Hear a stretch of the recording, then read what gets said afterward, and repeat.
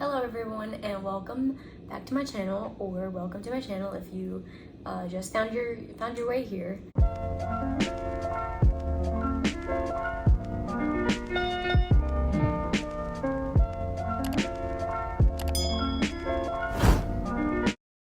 So today I wanted to finally talk about my MCAT experience because I think I've just now processed what happened. There's also a part of it that's like still kind of blacked out. Like I wanted to tell you guys about the testing center and how the test went, because before I took it I looked for videos and didn't find that many videos, so I just wanted to share what I experienced and also how I studied a little bit and then what I thought of the test.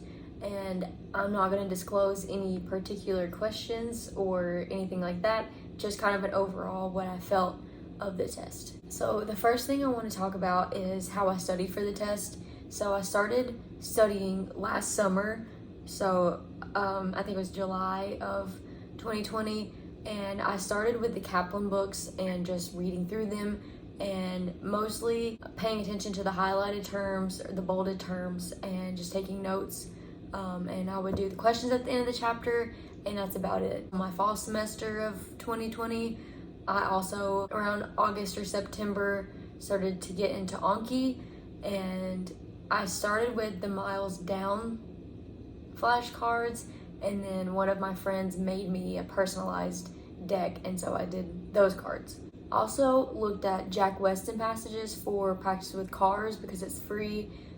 Pretty easy to use. I used the question bank and practice test and all of the different practice materials off of the AAMC website, just because I've heard from multiple people how those are probably the most similar to the actual test. So the last thing I did was I listened to Sam Smith's podcast with Med School Basics, I think it's called, and he kind of does a review of the most highly yielded topics on the MCAT.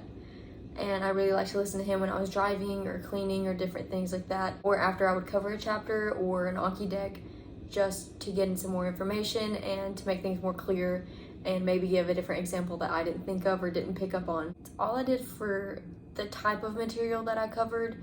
So I started studying in July, just very slowly when I could and had time to and felt like it, and started easing my way into it. In the fall, I started picking up more material and started studying for longer periods of time. And then when the spring rolled around, I really tried to focus on studying, and within the last month before my exam, I was really hitting all of the material hard and trying to get through everything and review everything, and was just trying to get in those last minute questions and topics that I hadn't covered. So I took my exam on May 20th of 2021 and had studied for about 8 months. Not consecutively, I took breaks, and I wasn't hitting it hard every single day of those 8 months, but I really found that it was easier to ease my way into it and start slow and build up. And I also knew that I would be very busy, so I didn't have the time to spend the last 2 to 3 months really hitting it hard every day. So I wanted to give myself the time to be able to cover everything I wanted to cover, and I also wanted to give myself the time that I could take breaks and take days off. So the next thing I want to talk about is how the testing center was set up that I went to, and kind of how the whole test experience was. So when I walked in, they first had us sign in, and they started to take our handprint. They made us put our hand down on this weird little device, and it scanned our hand, and I think I signed a form, and they had me put my phone in a little bag and then put all my stuff into the locker. And after that, I brought a sweatshirt in the testing center with me. They didn't make me put it on when walking into the test room, but I wanted to bring it just in case I got cold halfway. Also, if I was hot, I could take it back off. They made me turn it inside out, make sure there was nothing in it. They made me reach in my pockets and show that there was nothing in it, and they looked at the back of my neck, and as far as checking my person and checking my clothing, that's about all they did. So it wasn't too like in your personal space type of thing. So I walk into the test room, and there's people already testing. They walk up to my computer, They tell me there's a little headset there for noise canceling headset, and they type the password in and I'm ready to go. So after each section, I would just raise my hand and someone would come up to my computer and check me off. I was good to go. They would scan my hand every time I left the room and every time I would come back in the room. So as far as the test center goes, that's kind of how that was. A couple of tips and advice that I would give is to take every break that you're offered. Between every section, I would at least take the time to run to the bathroom and kind of give myself a pep talk in the mirror. I feel like it helped me. And grab a quick sip of water or possibly a snack if I was feeling hungry in any way in those periods. During the 10-minute breaks, I really just focused on going to the bathroom because I didn't want to miss time on the next section. But during the 30-minute break, I made sure to grab a snack and take as long as possible during that break before I went back into the testing room. I would definitely advise you to at least try to go to the bathroom every time because you don't want your bladder to hit you in the middle of a section, and maybe grab a sip of water or get your body moving, get some blood flowing. I noticed that for me, I did not get tired at all during the exam. I think I had a ton of adrenaline pumping. My heart was racing the entire 6.5 hours I was there. I don't know how many people do get tired during it or sleepy during it, but I know that through my experience, I did not get tired at all. I would say make sure you bring snacks that are fairly healthy and give you a little boost of energy, but snacks that aren't gonna weigh heavy. I noticed that for me, since my adrenaline was pumping so much, it was kind of hard to eat or drink anything because my stomach hurt. If I would have brought a heavy meal, it would have been a waste of time because I couldn't have eaten it. One, in the time that I was given, and two, just because my stomach was already hurting and I didn't feel too well to begin with. Also, like I mentioned earlier, probably the best thing to wear, of course, is something you're comfortable in, but possibly either a tank top or a short sleeve shirt, and then bring in a jacket or a sweatshirt or whatever. That way, if you're hot, you don't have to wear a bunch of layers, but if you do get cold for some reason, you have something to slip on. I think it's important, especially for the MCAT.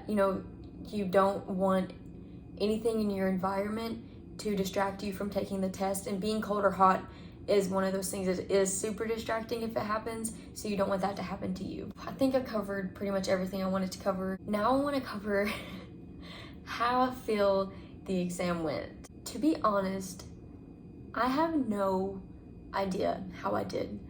Literally no idea. So today is June 12th and I get my score on June 22nd. I took my exam on the 20th of May.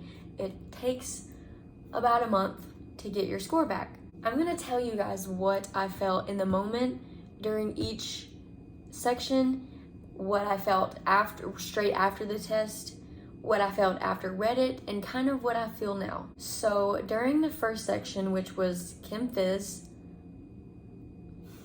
the first two passages started off with physics. And physics was my worst section every time. So right off the bat, I was hit with questions and passages that I didn't understand. And it definitely, I think, affected my performance throughout the entire thing. I really felt encouraged before I went in, gave myself a little pep talk, and then I was hit with physics. I kept flagging questions and just moving on because I didn't want to waste my time. By the end of the section, I think I had maybe around 10 minutes left and tried to cover the questions that I had flagged. But overall, that section was really tough. I knew that it was going to be tough going in because it's always been my worst section on every practice test and all the practice questions I did, but it was really tough. So the next section is cars, as you guys know, and that section really threw me for a loop. On all of my practice materials that I've done, the practice test with the AAMC and through Jack Weston and other random passages I've picked up, I've always done really good on them and would always get at least a 90th percentile or above. The last two tests I took, I got about a 98th percentile, and I was very confident going in on that cars section that I was going to do well because I've always done really well. I was able to understand the passage read through it quickly and be able to pick up on what the author implied throughout the passage and really pick up on the questions and what they were asking and what they wanted. Every practice test I did, for the majority of the questions, I was super confident on my answer and knew without a doubt that the answer I was picking was correct. When I walked in on test day, that was not the case at all. I don't know if it was just the test that I got, but those CARS passages were the hardest passages I have ever seen out of everything that I've looked at. I was expecting 1 to 2 tough passages, but honestly, just about every one I got was really tough to look through, really hard to comprehend what they were asking for, and the questions and answer choices they gave made it seem like a lot of the answers were correct, and I was stuck on many questions either between 2 answers or literally all 4 answers, and I did not know what to pick. And it was very disheartening because I had just gone from a really hard Chem Phys section to a CARS that was really throwing me for a loop, and I wasn't used to that, and it was really hard to get through. Usually on the practice test that I took, I had about 10 minutes to 15 minutes extra left over at the end on my CARS sections. On the real test day, I literally was scraping by at the end of the test. I think I had like 5 to 6 minutes left to even look at the last passage. So the last couple of questions, I just had to kind of skim through the passage, try to pick up something, and just kind of guess. It was very difficult. So when the halfway point came, I literally just sat in the hall and stared at the wall, and I contemplated not going back in and just scratching it and walking out the door, because I was like, if the second half is going to be this bad, I don't want to keep going because it's really bad and I know I'm not doing well. So I talked myself out of that, and I walked back in for the third section, which is biology, biochem, whatever you want to call it. That's the section that I don't really remember, and I'll get into the Reddit later, but apparently a lot of other people also kind of blanked on that section. So I think in the moment I thought it wasn't that bad, but throughout the entire test I was remembering that, you know, if I don't think it's that bad, a lot of other people also probably don't think it's that bad, which means they're doing well. It kind of messed with my confidence level a little bit. I was fairly confident with most of the questions, but in the back of my head, I was like, you know, everyone else is probably getting a lot of these right, and so I'm afraid that I'm missing them or missing stupid questions that I should be getting right, or, you know, just a million different things. That was my anxiety coming out. In the moment, I felt okay. I don't know what else to say about that. After that section, I was starting to get my confidence back. I was starting to get my groove on, and honestly, at that point, I just wanted to be done. So I went in for the psych-soc section, and that section I thought was super easy in the moment. I was flying through the questions, and by the end I had about 20 to 25 minutes left over, which is typical for me. I've been very good at psych-soc as well. I felt very confident. I had studied really hard for psych-soc because I knew it was a big percentage and there were a lot of definitions that I needed to know. So I really focused on that, and I was seeing a lot of those terms and a lot of those words on that section, and it made me feel a lot better. Now, I could have made a lot of silly mistakes and gone with a word that I recognize when in reality it could have been another word, but at the time I thought that section was pretty easy and I was doing fairly well. So right after the test, I went outside and I cried a little bit, not gonna lie to you, because overall that exam was super hard. So when I got home, I started looking on the Reddit, as you know, people advise you not to do it, but I did it anyway. And it seemed like what I felt in the moment kind of aligned with what a majority of the people were saying. It was good to hear that everyone thought very similar to what I was thinking and feeling in the moment, but it also kind of scared me to see my score. So now that it's been almost like half a month, I'm like halfway there, 10 days, which is terrifying that I get my score back. I have no idea how I feel. I don't know if it's because it's been so long since I took it. I don't know if it's just my brain playing tricks on me, my anxiety just trying to override it and ignore that it's happening. But I don't know. Like, I wish that I could have a gauge for what I'm expecting, but I have no idea. It's really aggravating. And I'm sure that if you're going through it right now, if you're going through the process right now, you probably feel the same way. I think that I've read too many things and I've watched too many things that now I'm just confused and I don't know, and it's really terrifying. Also, if you guys are applying and have applied before you get your score back, you will know the pain of looking into schools without knowing your score. So that's currently how I'm feeling. It's been a difficult month knowing that score is just, it's lingering in my brain, that it's coming soon. And the reality of applying to medical school is that it's not as exciting as other people make it out to be. There's a lot of waiting around, uncertainty, a lot of tears, and even more tears. But, you know, I'm hopeful for the best. It's out of my hands now. I took it, I submitted it. There's nothing else I can do to change my score. If it's bad, oh well. You know, maybe someone will take the chance on me this year, and if not, also oh well.